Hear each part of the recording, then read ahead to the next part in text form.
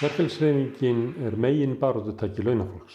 Baráttutæki sem launafólk hefur notað til þess að móta samfélagið og grunnkerfi þess að eigin hagsmunum, að hagsmunum fjöldans, en ekki hagsmunum hinna fáu, eigenda fyrirtækja og fjármagns. Þegar við horfum yfir síðustu áratugi, þá augljóst að við höfum búið við veika verkalýðshreyfingu. Vegna þess að meginbreytingarnar á samfélaginu á þessum tíma hafa hneigst að því að styrkja stöðu hinna sterku, að létta skattbyrði af hinum auðugu og efla völd fyrirtækjaeigenda og fjármagnseigenda. Meginafrek verkalýðshreyfingarinnar á síðustu öld voru ekki beinar launahækkanir, heldur uppbygging velferðarkerfis, uppbygging gjaldfrjálsrar heilbrigðisþjónustu, uppbygging félagslegs húsnæðiskerfi sem átti að tryggja sem flestum ódýrt og öruggt húsnæði, uppbygging gjaldfrjáls menntakerfis og víðtækrar félagslegra þjónustu og velferðarkerfis. Launahækkanirnar skiptir náttúrulega auðvitað miklu máli, en fyrir fólk með lágar tekjur og lægri millitekjur, fyrir öryrkja og ellilífeyrisþega skiptir öflugt velferðarkerfi öllu máli. Að hafa aðgengi að ódýru og öruggu húsnæði, að hafa aðgengi að gjaldfrjálsu heilbrigðiskerfi, að hafa aðgengi að gjaldfrjálsri menntun. Fyrir einhverjum áratugum var ekki áróður fyrir því að það var ekki hlutverk verkalýðsfélaganna að vera með stór pólitísk markmið. Heldur væru þau fagfélög sem ættu berjast fyrir launahækkunum félagsmanna sinna. Og að sumu leyti féllust verkalýðsfélögin á þessa hugmynd. Og í stað þess að beita sér að afli fyrir uppbyggingu velferðarkerfisins og vörn fyrir það þegar að auðvaldið sótti á og vildi brjóta það niður, að þá vildu verkalýðsfélögin fyrst og fremst styðja félagsmenn sína í að sækja launahækkanir til eigenda fyrirtækjanna. Þetta leiddi til þess að velferðarkerfið okkar hefur orðið laskað. Við höfum mist hið gjaldfrjálsa heilbrigðiskerfi. Sjúklingar eru rukkaðir skattgreiðslu en heilbrigðir ekki. Það eru gjaldtaka inn í menntakerfinu. Bótakerfið er orðið tekjutengt og óhagstæðara meginþorra skattgreiðenda. Og þannig hefur það sem var byggt upp á síðustu öld út frá kröfum verkalýðshreyfinganna frá því snemma á síðustu öld og jafnvel í lok þar síðustu aldar, það hefur brotnað niður undanförnum árum. Hvers vegna? Að hluta til vegna þess að auðvaldið, hinir ríku og voldugu hafa verið frekir, en þeir hafa alltaf verið frekir. Þannig að niðurbrot velferðarkerfisins á undanförnum árum og áratugum er líklega fyrst og fremst fyrir það að verkalýðshreyfingin hefur verið veik og ekki geta varist. Ef launafólk vill snúa þessari þróun við, verður að efla verkalýðshreyfinguna, styrkja hana og endurfæra hana og endurreisa hana þannig að hún gagnist í baráttu launafólks í dag.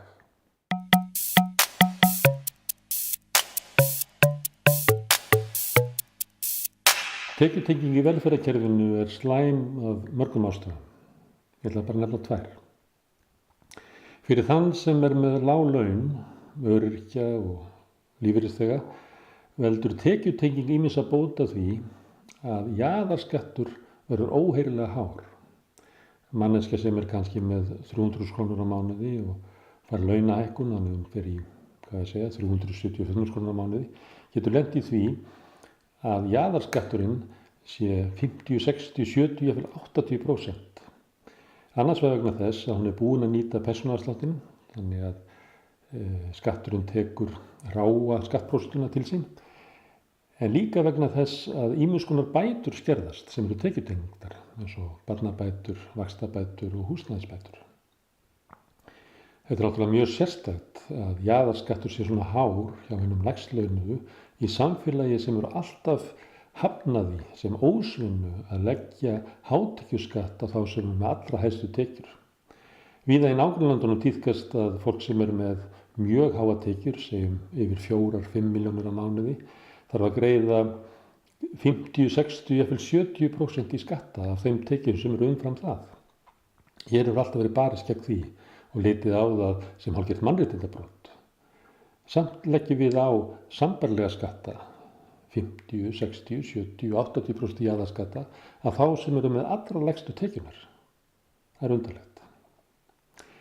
Í öðru lagi er tekjutenging í velferðarkerfinu slæm vegna þess að hún veldur því að stærri hluti skattgreiðenda fær minna persónulega út úr skattkerfinu heldur en áður var. Meðan að heilbrigðisþjónusta var gjaldfrjáls, meðan að menntakerfið var meira og minna gjaldfrjáls, meðan að ellilífeyrir, barnabætur, vaxtabætur og aðrar húsnæðisbætur voru ekki tekjutengdar, þá fekk fólk sem var með rúmlega meðaltekjur góðan díl út úr skattinu sínum. Það borgaði skatta en það fekk líka helling tilbaka, ókeypis heilbrigðisþjónustu, ókeypis menntaþjónustu, barnabætur og í stuðning við húsnæðiskaup og annað slíkt.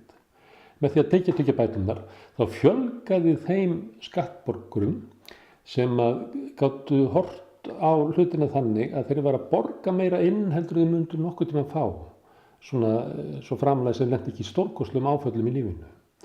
Og þess vegna hefur tekjutengingin hjálpað nýfrjálshyggjunni í að grafa undan velvild stórs hluta skattgreiðenda með ríkissjóði og almannaþjónustu og opinberri þjónustu. Þess vegna ættum við að berjast gegn tekjutengingum, bæði til að verja hag hinna verst settu og lækka þar jaðarskattinn og gera fólki fært að auka tekjur sínar og bæta lífsskilyrði sín á þess að ríkið taki til sín megin þorran af þeim peningum sem það aflar, en líka til þess að skapa almenna velvild og almenna sátt velferðarkerfið í samfélaginu. Ekki bara milli þeirra sem eru með lægstu launin og lægri meðallaun, heldur líka fólk sem er með meðallaun, hámeðallaun og allt upp í hálaun.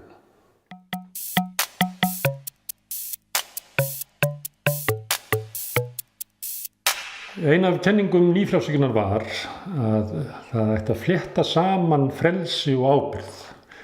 Og það væri best gert með því að fólk færi með einkahagsmuni sína, með einkafé sitt. Í meðferð fólks með því sem það átti sannarlega, þar færi saman frelsi og ábyrgð. Enginn hætti of mikið sínu eigin fé. Þetta átti að girða fyrir sóunin í ríkisrekstri þar sem var talið að væri of langt á milli frelsis og ábyrgðar. Fólk ráðstafaði fé sem það átti ekki og fór óráðlega með það. Hrunið 2008 sýndi að frelsi og ábyrgð fór ekki saman. Nýfrjálshyggjumennirnir, kapítalistarnir, stjórnmálamennirnir sem höfðu barist fyrir því að þröngva nýfrjálshyggjulegri hugsun upp á samfélagið, þeir hlupu frá ábyrgð. Þeir vildu fá frelsið en þeir kærðu sig bara ekkert ábyrgðina. Stjórnmálamennirnir sögðu ekki ég ber enga ábyrgð. Bankastjóri Seðlabankans sagði ekki ég ber enga ábyrgð. Stjórnendur fyrirtækina sögðu ekki ég ber enga ábyrgð. Eigendur fyrirtækina sögðu ekki ég ber enga ábyrgð. Þannig allt í einu stóð almenningur uppi með það að allir boðberar nýfrjálshyggjunnar vildu enga ábyrgð bera. Þeir höfðu bara viljað taka frelsið en ekki bera neina ábyrgð. Þess vegna satt almenningur uppi með ábyrgðina hruninu. Eftir þessa reynslu er eiginlega tómt mál að tala nýfrjálshyggju allavega svona heilan mannsaldur. Það getur vel verið að eftir 70-80 ár komi nýjir frjálshyggjumenn og ljúgi sinni nýfrjálshyggju upp á fólk sem að þá verður uppi. En ef við erum uppi, þá er til einskis að vera að velta þessari stjórnmálastefnu fyrir okkur. Hún hefur afsannað sig algjörlega og við munum ekki gleyma henni.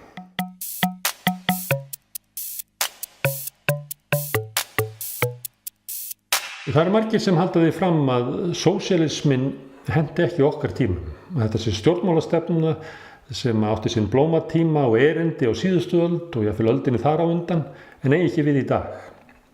Þetta er auðvitað alrangt. Og þetta kom ágætlega í ljós núna í vor í aðdraganda bresku þingkosningana. Þá ákváðu bleristarnir í verkamannaflokknum að leka helstu atriðum úr stefnuskrá Jeremy Corbyn. Atriðum sem að þeir töldu að myndu snúa þjóðinni gegn Jeremy Corbyn, koma höggstað á hann og veikja hann svo að þeir næðu aftur völdum í flokknum eftir kosningar.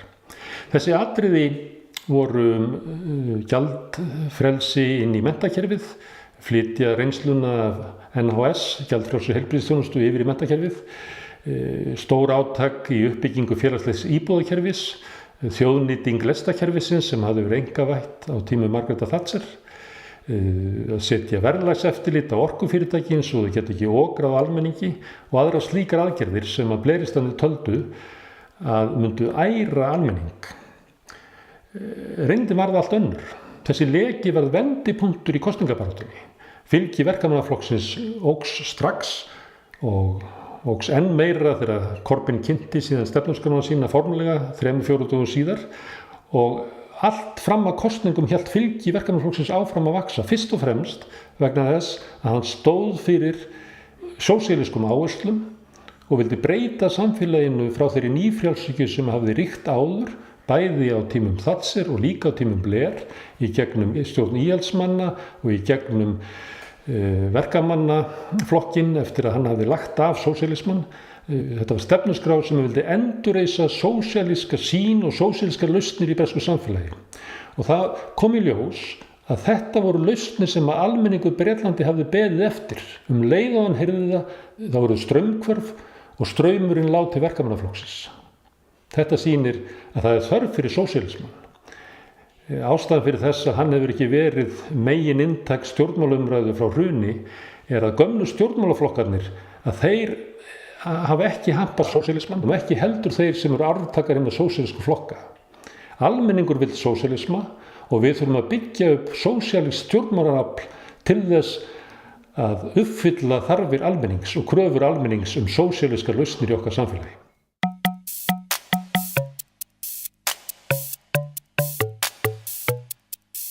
Það mætti halda það að aukinn hagvöxtur leiddi sjálfkrafa til bættra lífskjara hjá öllum.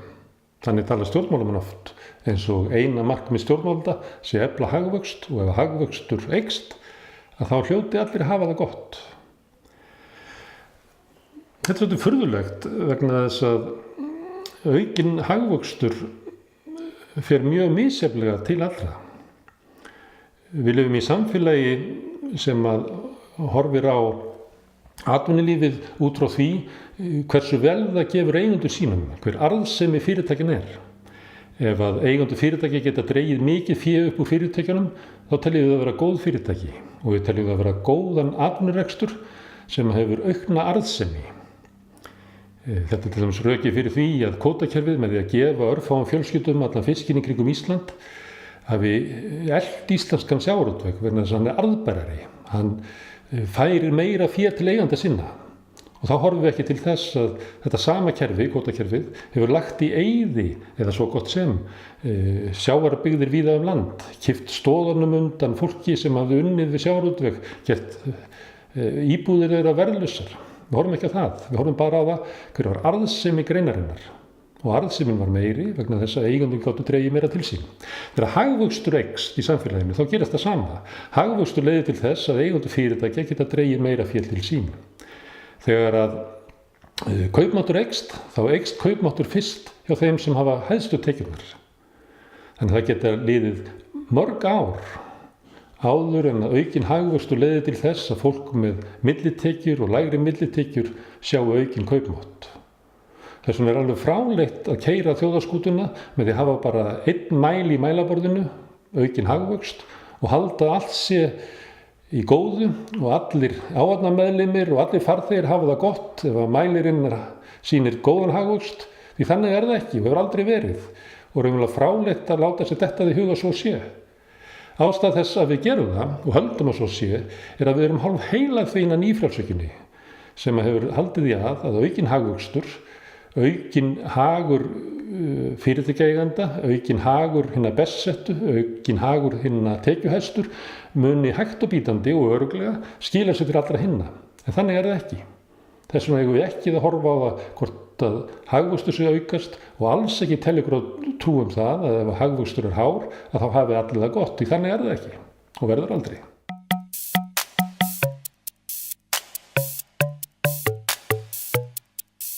Það er eðlilegt þegar samfélagið er greint hvernig Vaxandi auðræði hefur fært auð og völd til hennar ríku og skert völd og skert lífskjör hinna fátæku.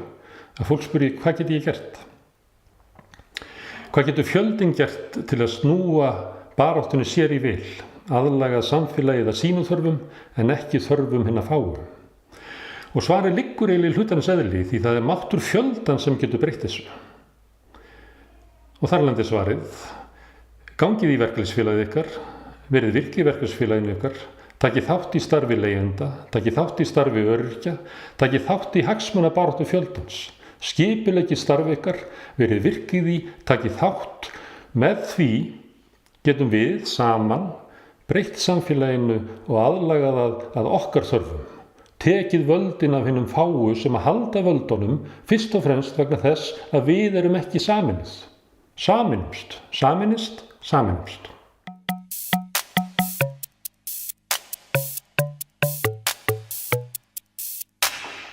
Þetta náttúrulega frekar heimskuleg spurning en ég ákvað að hafa hana með vegna þess að mér minnir að Hannes Hólmsteinn hafi gefið út bók sem að hét Nýfrjálshyggjan eða frjálshyggjan mannúðarstefna. Til að svara þessu ætla ég að segja ykkur sögu af Stínu frænku. Hún leigði húsnæði í fjölbýlishúsi fyrir aldraða í Hafnarfirði, þar sem var mötuneyti og húsvörður og svo að allir byggju svona frekar knappt að það var stór sameign og gott félagslíf og gaman að fara í mat og borða með öðrum íbúum húsins. Og ef það var eitthvað þá var þetta kalla húsvörðin og hann skipti peru. Eftir einhver ár þá sagði Hafnarfjarðarbær upp konunum tveimur sem sáu matinn og voru hjartað í samfélaginu. Það höfðu verið svona 75 í mat og mikið líf og fjör, en svo var maturinn boðinn út og félag sem nú í eigu fjölskyldu forsætisráðherra var með lægsta tilboðið og tók yfir matinn. Núna mæti ekki nema 20 í mat, þannig að þetta sambýli sem þarna var, heimili fólksins, varla svipur hjá sjón. Síðan var húsverðinum sagt upp og ákveðið að leigja út íbúðina sem hann bjó í og nota andvirðið til þess að kaupa aðkeypta húsverðarþjónustu sem ekkert af gamla fólkinu nota lengur. Þannig núna hefur heimili Stínu frænku verið brotið niður, allt vegna þess að þeir sem að reka heimilið, Hafnarfjarðarbær, hefur einsýna sýn á því hvernig á að reka svona. Það hvort það sé hagkvæmt, hvort það sé að spara pening, hvort það sé að auka framlegð, hvort það sé að gera þetta með ódýrara hætti. Það engin sýn á það hvort að þetta sé gott heimili. Ég efast að stjórnendur Hafnarfjarðarbæjar myndu vilja bjóða út matagerðina á sínu heimili, hætta að kaupa inn í matinn og elda heima hjá sér, heldur gera samning við og láta það elda matinn einhvers staðar í Keflavík eða Selfossi og keyra í bæinn og svo getum við borðað hann kaldan, eins og fólkið í sambýlinu þar sem að Stína frænka býr þarf að sætta sig við.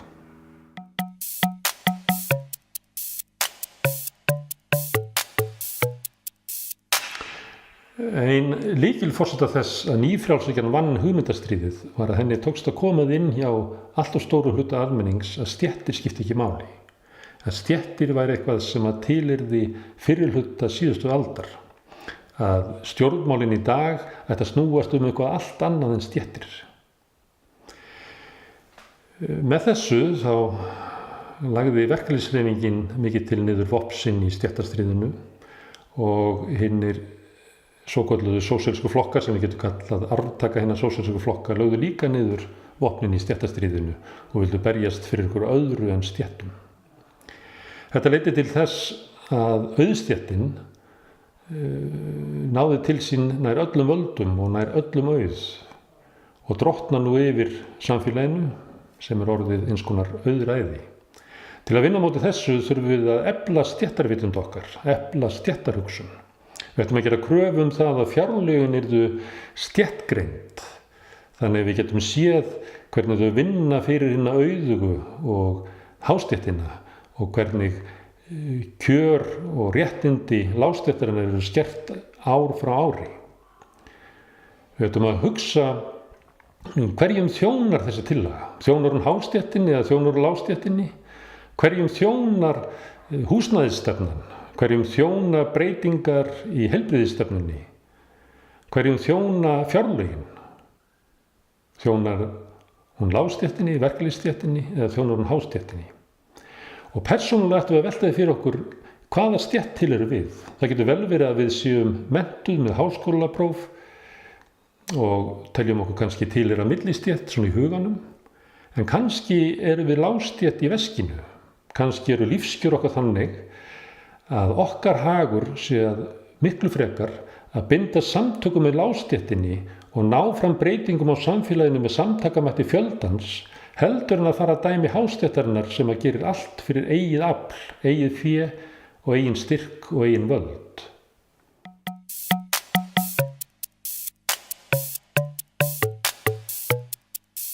Okkur kennt að það hafi verið við Íslendingar sem unnum landhelgisstríðið. Auðvitað er það einföldun. Á síðustu öld færðu Íslendingar landhelgina úr 3 mílum í 4, í 12, í 50 og 200 mílur. En afraksturinn af þessari útfærslu liggur núna mestu hjá 10 til 12 fjölskyldum. Þannig að líklega er svarið að Íslendingar hafi unnið landhelgisstríðið ekki rétt. Það voru 10 til 12 fjölskyldur á Íslandi sem unnu landhelgisstríðið. Íslendingar háðu landhelgisstríðið, landhelgisgæslan og almenningur á Íslandi, en afraksturinn liggur hjá örfáum fjölskyldum sem taka allan arðinn af fiskimiðunum í kringum Ísland og fara með sína einkaeign. Þannig að við unnum ekki landhelgisstríðið. Já, nema að við séum hluti af þessum 10 til 12 fjölskyldum. Við hin unnum ekki neitt.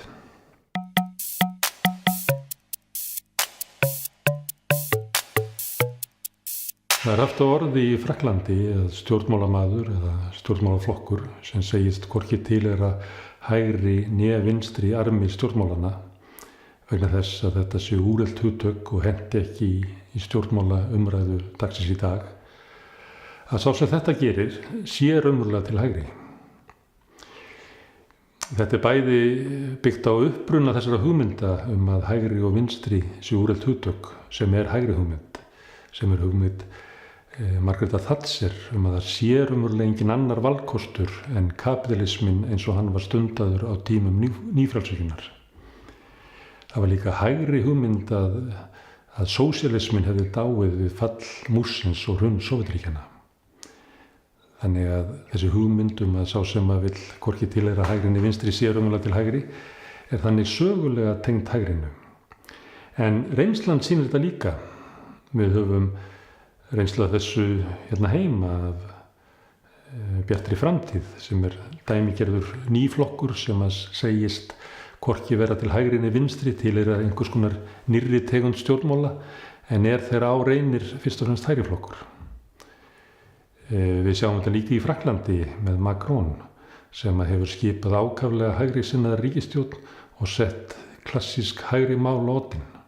Og þannig er þetta raunverulega með alla flokka sem halda því fram að þeir tilheyri hvorki hægri né vinstri heldur séu hluti nýrra stjórnmála, að þeir eru að framfylgja hægri stefnu, eins konar endalokum nýfrjálshyggjunnar sem að bar það á borð við almenning að hún væri eini valkosturinn, að við værum raunverulega öll sammála öll grundvallaratriði í samfélaginu, gætu kannski deilt úrvinnsluna á þeim, með hvaða hætti þetta framkvæma það, en öll átök í samfélaginu, stéttarátök, átök milli hinna fátæku og hinna ríku, væru eitthvað sem að tilheyri síðustu öld.